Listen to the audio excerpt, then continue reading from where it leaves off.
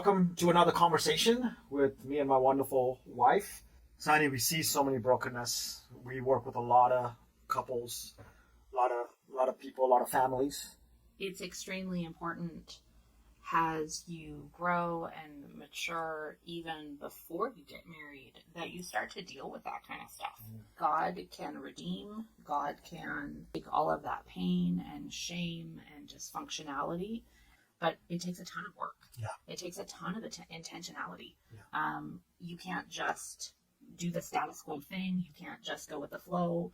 Yeah, that's why it's so important before you go into a serious relationship that you take some time to evaluate where you're at and really deal with those things.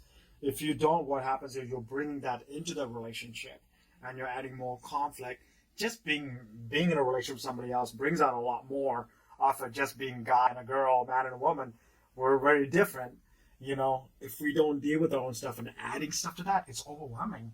And that's why we see a lot of marriages struggling because they're not willing to take the time to address things that is going on inside. Right? We find that all the time. Yeah. We found that in our own lives, in our own marriage.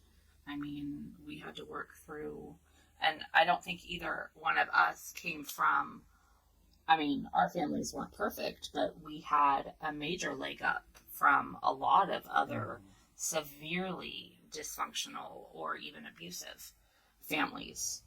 We still had a ton of work to do, both individually and then as we were in relationship and got married and started having kids, and the circumstances of life as you live your life bring stuff up. Like, it's not a one and done. It's never a one and done. It's you deal with what comes up due to whatever, and then 10 years later you deal with more that comes up because of whatever.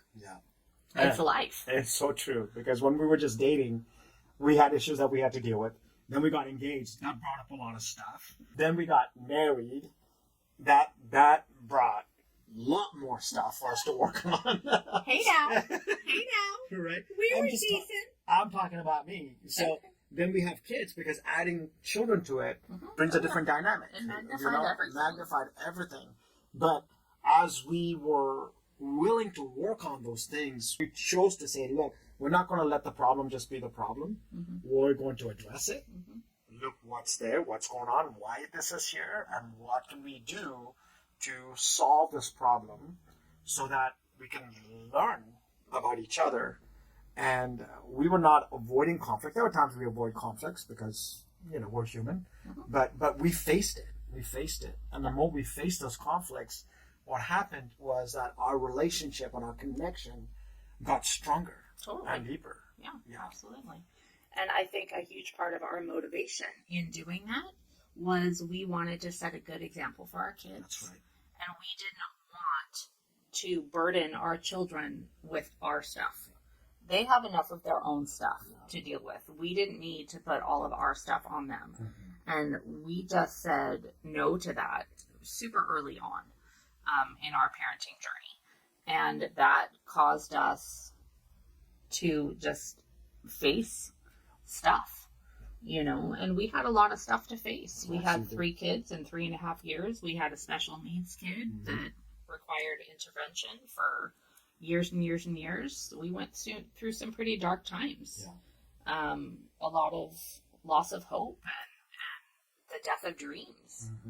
And it was rough for a while, but we continued to put one foot in front of the other, even when we couldn't see what was in front of us. We just did it. And we came alongside of each other's weaknesses. When you were weak in some areas, you were pulling on my strength. When I was weak in some areas, I was pulling on your strength. Because marriage is about teamwork, working together, not fixing each other, but working together. And when we're working together, we can overcome all the obstacles. But we're trying to fix each other. We're so focused on changing the other person, we're forgetting to overcome the obstacle that's in front of us. One of the things that happened was our kids saw us having an argument, but our kids also saw that how we made things right. How we made things right. Because of that, they were not afraid of marriages or family.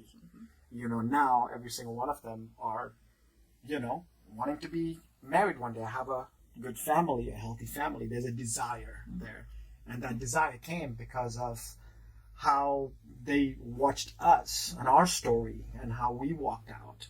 And even till today, they're still watching us. They're always going to be watching mom and dad.